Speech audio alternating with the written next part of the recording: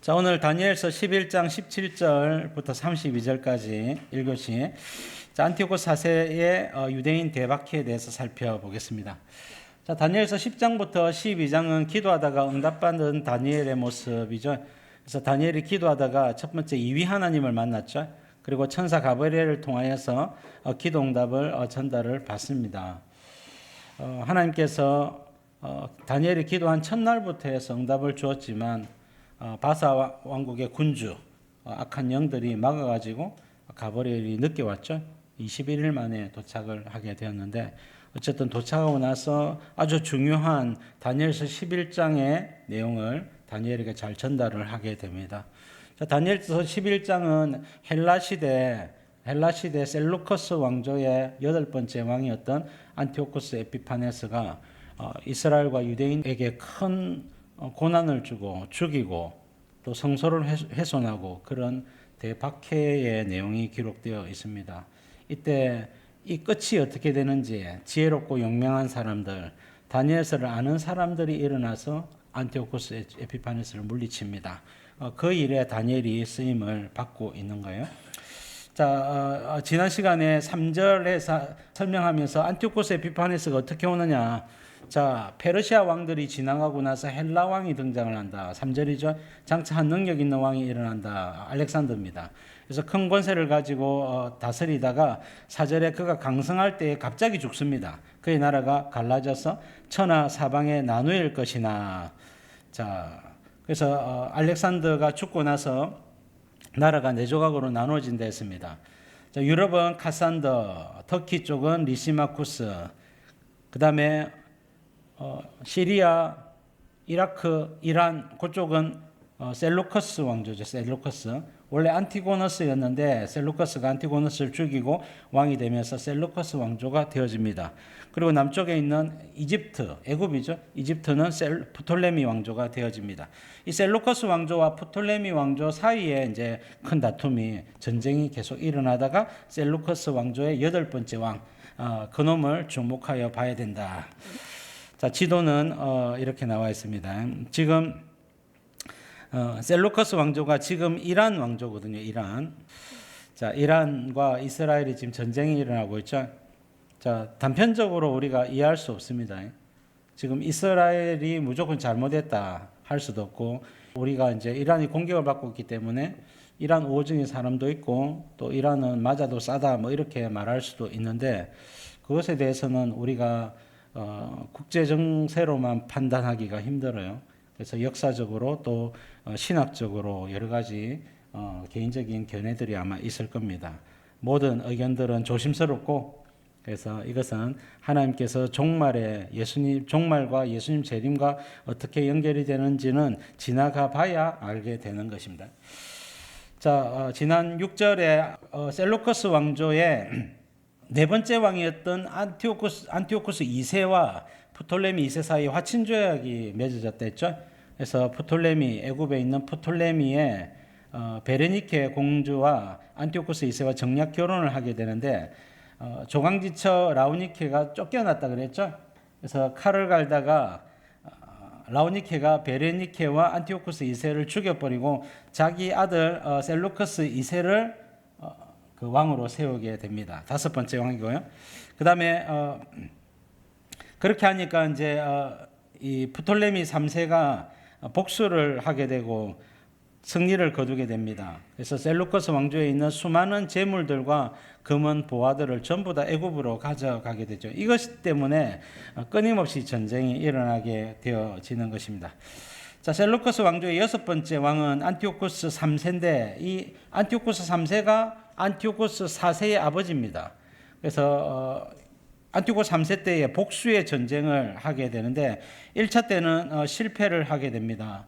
프톨레미 4세가 굉장히 강력한 군주였기 때문에 그래요. 근데 그 전쟁에서 이기고 나서 예루살렘을 식민지로 삼다가 지성소에 군합발로 출입을 하게 됩니다. 이 일로 말미암아 우리가 영적으로는 이 사람이 지성소에 들어갔기 때문에 하나님의 저주에 의해서 죽었구나 이렇게 판단을 하지만 세계사는 그렇게 이야기하지 않겠죠. 그래서 갑작스럽게 사망하게 되어지는데 갓난 아이가 왕이 이제 프톨레미 5세가 겨우 7살인가 그래요. 안티오코 3세가 2차 전쟁을 하러 갔더니 그 아버지 프톨레미 4세가 죽었고 프톨레미 5세가 7살이 왕이 돼 있다는 말입니다. 그래서 찬스다 해가지고 용병들을 다 모아가지고 애국과 전쟁을 해서 승리를 거두게 되는 거예요. 자, 그것입니다. 지금 안티오쿠스 3세의 지금 모습이에요. 그때 이스라엘이 용병으로 참여했죠. 이스라엘의 환상을 이루기 위해서 이제 드디어 우리도 독립을 할 수 있겠구나 해가지고 우리가 용병으로 참여해주면 무엇을 주려고 하느냐, 독립시켜줄게 약속을 했지만 전쟁에서 이기고 나서 안티오쿠스 3세가 이것을 언약을 무시하게 되었죠. 오히려 더 학대하게 되어집니다. 자, 그런 와중에 17절부터 말씀을 보도록 하겠습니다. 그가 결심하고 전국에 힘을 다하여 이르렀다가 그와 화친할 것이요 또 여자의 딸을 그에게 주어 그의 나라를 망하게 하려 할 것이나 이루지 못하리니 그에게 무익하리라. 자, 그가 결심하고 안티오코 3세가 이제 결심을 하게 되는 겁니다. 그래서 앞선 2차 전쟁에서 승리한 후에 이제 조공을 받는 것입니다. 그래서 조공을 받고 애굽으로부터 조공을 받고 있는데 애굽을 완전히 속국으로 만들어야 되겠다. 그래서 어떤 계획을 세우느냐? 자기의 딸을 갖다가 프톨레미 5세의 그 부인으로 주게 됩니다. 그래서 딸을 통하여서 애굽을 조정해야 되겠다. 이렇게 하고 있는데 전국의 힘을 다 이르렀다가 이 3차 전쟁이죠. 근데 그와 화친할 것이요. 이제 전쟁에서 이기지를 못합니다. 화친을 이루는데요. 왜냐하면 로마가 개입을 하기 때문에 그래요. 자, 이 딸의 이름이 뭐라 했습니까? 클레오파트라 그랬죠. 클레오파트라는 클레오파트라라고 하는 이름을 가진 여자가 많습니다. 이때 이제 클레오파트라가 처음 등장을 하는 좀 유명한 클레오파트라입니다. 자, 그래서 여러분 클레오파트라가 프톨레미 5세와 결혼을 했는데 이 프톨레미 5세한테 뿅 가버렸어요. 그래서 아버지를 배신하고 스파이로 이렇게 자기가 애굽을 이렇게 아버지께 바치기로 이렇게 하고 들어갔는데 남편과 짝짝꿍이 잘 되어가지고 남편에게 어떻게 하면 아버지의 손에서 벗어날 수 있는지를 가르쳐 줍니다. 그래서 클레오파트라가 로마와 손을 잡으라 남편을 이렇게 이야기하게 되고 남편이 프톨레미 5세가 로마와 손을 잡게 됩니다. 그러니까 이제 안티오코 3세는 로마를 두려워하거든요. 로마를 두려워하기 때문에 당시에 로마는 굉장히 크게 부상하고 있었고 로마와 한판 전쟁을 해야 되는 그런 상황인데 결국은 전쟁을 하게 되고 안티오코 3세가 패하게 되거든요. 그러면서 로마에 조공을 바친단 말입니다. 그래서 클레오파트라가 프톨레미 5세에게 당신이 살려면 로마와 손을 잡으라 라고 이야기를 하게 됩니다. 그러자 안티오코 3세의 계략이 수포로 돌아가게 되는 것입니다. 자, 18절 말씀. 그 후에 그가 그의 얼굴을 바닷가로 돌려 많이 점령할 것이나 한 장군이 나타나 그의 정복을 그치게 하고 그 수치를 그에게로 돌릴 것이므로. 자, 애굽을 정복하지 못했던 안티오코스 3세는 주변에 있는 많은 섬나라들과 자그마한 나라들을 계속해서 무력으로 정복해 가고 있었습니다. 그때 로마의 장군 스키피오라고 하는 장군이 안티오코스 3세에게 모든 나라에서 철수를 하라, 너희 나라로 돌아가라 하고는 명령을 내리게 됩니다. 그러자 아무 말 못하고 돌아가게 되는 거죠. 자, 그래서 그 내용을 성경이 미리 기록을 해놓고 있는 거예요. 자, 여러분 이것이 세계사에서 그대로 다 설명되고 있는 거예요. 이것은 그냥 성경학자들이 이야기하는 내용이 아니고 일반 세속 역사가들이 다 한결같이 이야기를 하는 것입니다.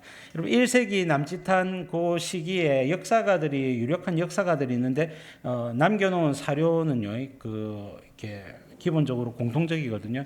그 사료를 바탕으로 해가지고 예를 들면 1세기 때 이제 유대 역사가 요세푸스라고 하는 역사가 또 그 다음에 1, 2세기 또 주전 1, 2세기 그럴 때 역사가들이 남긴 자료들을 근간으로 해서 세계사가 재구성되어지게 되는 것입니다. 자, 19절 말씀. 그가 드디어 그 얼굴을 돌려 자기 땅 산성들로 향할 것이나 거쳐 넘어지고 다시는 보이지 아니하리라. 자, 로마와 전쟁을 했지만 패했고 다시금 로마와 전쟁을 하려면 더 많은 돈이 필요하기 때문에 안티오쿠스 3세는 이 돈을 얻기 위해서 사원을 털게 됩니다. 이 사원을 털면 이 종교인들이 무섭거든요. 목숨을 걸고 싸우는 거예요. 자기 신의 영광을 위해서. 이 사원을 털다가 살해당합니다. 안티오쿠스 3세는 이렇게 막을 내리는 거죠.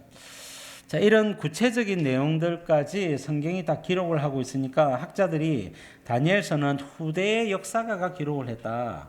다니엘이 기록한 것이 아니다라고 이야기를 많이 했습니다. 그러나 사회사본이 발견됐다 그랬죠. 그래서 오래된 사본들이 다니엘서가 오히려 이 역사보다 안티오쿠스 그 사세보다 훨씬 빠른 시기에 기록이 되었더란 말입니다. 그러니까 이것은 그 후대 역사가 기록한 것이 아니라 다니엘이 하나님의 감동을 받아서 적은 것이 맞다라고 하는 것이 더 힘을 얻게 되어졌습니다. 자, 20절 보겠습니다. 그 왕위를 이을 자가 압제자를 그 나라의 아름다운 곳으로 두루 다니게 할 것이나 그는 분노함이나 싸움이 없이 몇 날이 못되어 망할 것이요. 자, 그 왕위를 이을 자 안티오쿠스 3세를 이어서 왕이 된 자는 그의 아들 셀루커스 4세입니다. 자, 셀루커스 4세 앞에도 형님이 한 명 있었던 것 같아요. 안티오쿠스라고 하는 형님이 있었는데 그는 별로 설명이 없습니다. 그래서 그가 왕이 되지 못하고 둘째 아들 셀루커스 4세가 아버지를 이어서 왕이 됩니다. 여전히 로마에 조공을 바쳐야 되죠. 그래서 압제자를 보냅니다. 압제자. 그래서 조공을 거두러 다니는 신하. 그 신하 이름이 헬리오도루스입니다. 헬리오도루스가 사원이나 귀족 등지에 가서 조공을 내라. 로마에 돈을 바쳐야 된다. 전쟁 배상금을 내야 된다 하고는 돈을 거두러 가는데 이 한거가 엄청난 거예요. 그래서 여러분 오히려 전쟁을 하는 것만큼이나 이 돈을 수집을 하는 게 힘들더란 말입니다. 그래가지고 와 이러다 내 죽겠다 싶어서 오히려 돌아가가지고 셀루커스 4세를 죽여버립니다. 그래서 셀루커스 4세는 헬리오도루스라고 하는 신하에 의해서 살해가 되어지는 것입니다. 자, 그리고 이제 여덟 번째 안티오쿠스 4세가 왕이 되는 거죠. 21절입니다. 또 그의 왕위를 이을 자는 한 비천한 사람이라 나라의 영광을 그에게 주지 아니할 것이나 그가 평안한 때를 타서 속임수로 그 나라를 얻을 것이며. 자, 셀루커스 4세에 이어서 왕이 되는 자 안티오쿠스 4세 여덟 번째 왕입니다. 자, 그래서 그는 비천한 사람이라 했는데 비천한 사람이라고 하는 번역이 조금 부족해요. 닙제라고 하는 히브리어 말인데 멸시받는 극도로 불쾌한 비도덕적인 절대 용납할 수 없는 그런 사람이라는 거예요. 비천하다 의미가 좀 틀리죠. 이 사람은 악랄한 사람인 겁니다. 아주 악랄한 사람이다. 안티오쿠스 4세가 그렇다는 거예요. 그러니까 안티오쿠스 4세가 왕 되는 것을 많은 신하들과 주변에 있는 속국들이 전부 다 반대를 합니다. 왜? 그 정도로 악랄하기 때문에 저 사람이 왕이 되면 무슨 짓을 할지 모른다.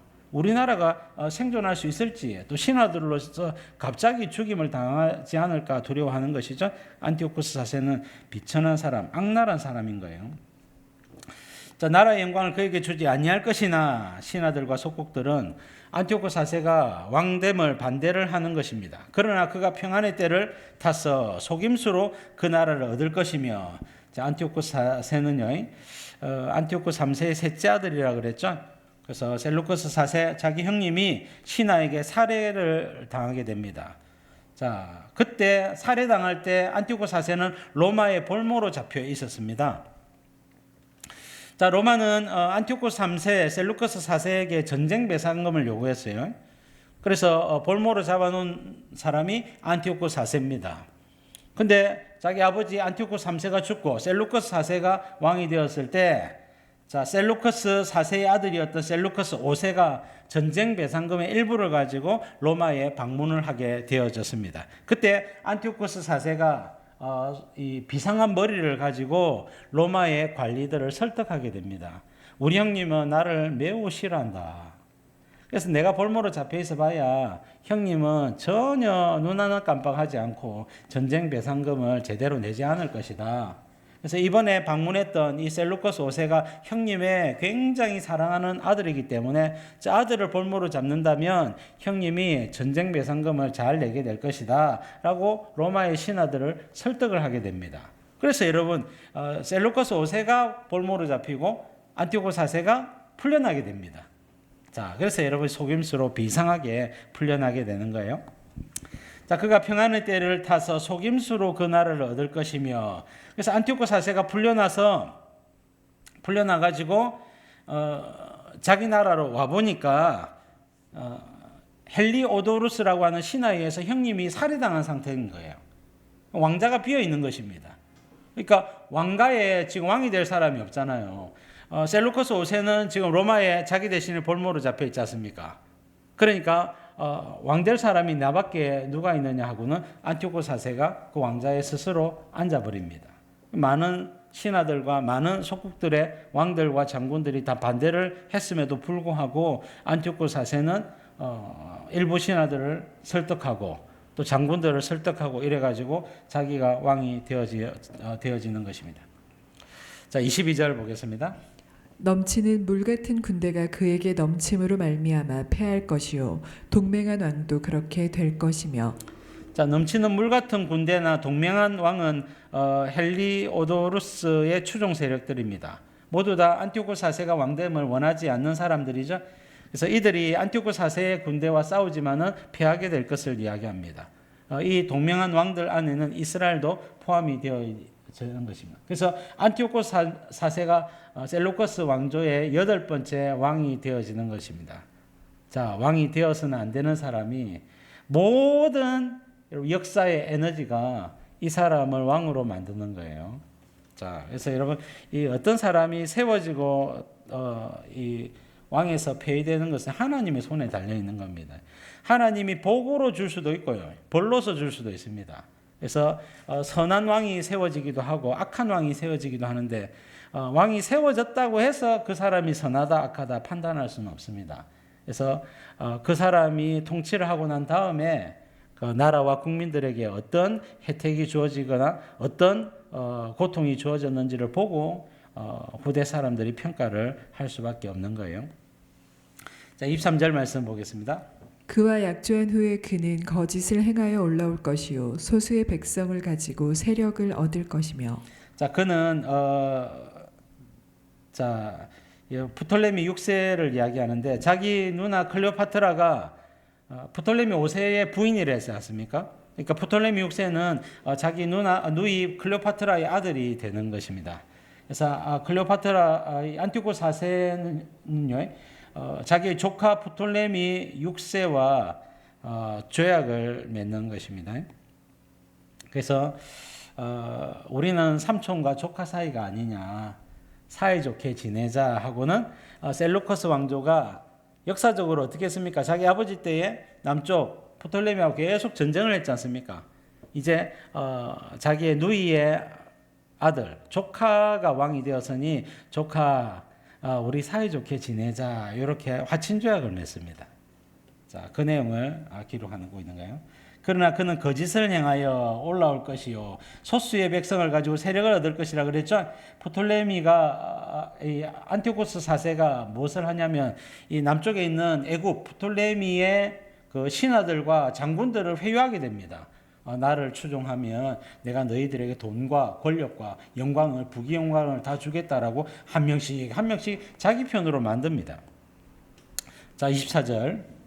그가 평안한 때에 그 지방의 가장 기름진 곳에 들어와서 그의 조상들과 조상들의 조상이 행하지 못하던 것을 행할 것이요 그는 노력하고 탈취한 재물을 무리에게 흩어주며 계략을 세워 얼마 동안 산성들을 칠 것인데 때가 이르기까지 그리하리라.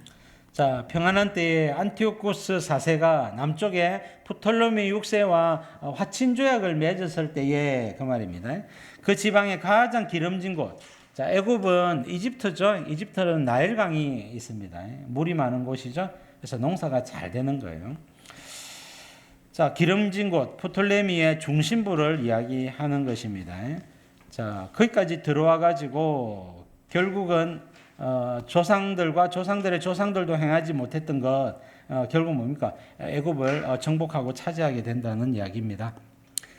자, 그래서 안티오코스 4세는 탈취한 재물을 가지고 자기를 지지하는 자들에게 나눠주면서 나를 추종하고 나를 따르면 내가 돈과 권력을 너희들에게 나눠주겠다 하고는 신하들과 장군들을 회유하게 됩니다. 그래서 많은 신하들이 안티오코스 4세를 추종하고 자기의 왕이었던 프톨레미 6세를 배반하게 되는 거예요. 그게 밑작업으로 다 깔린 상태에서 1차 전쟁이 벌어지게 되는 겁니다. 자, 25절.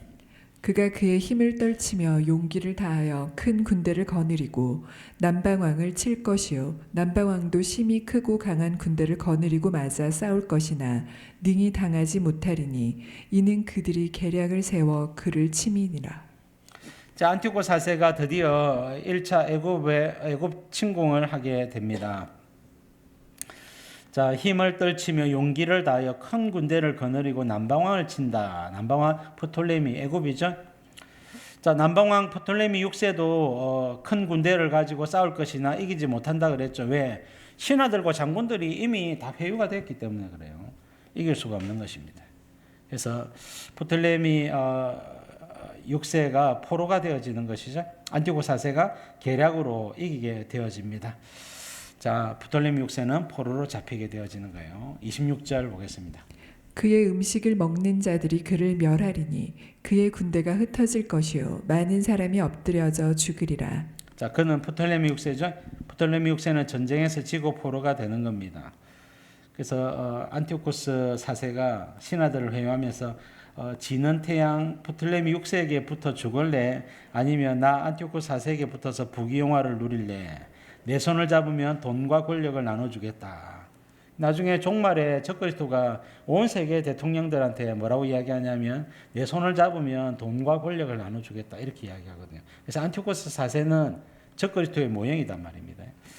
자, 그래서 결국은 부하들의 배신으로 말미암아 애굽 전역을 안티오코스 4세가 손에 넣게 됩니다. 27절.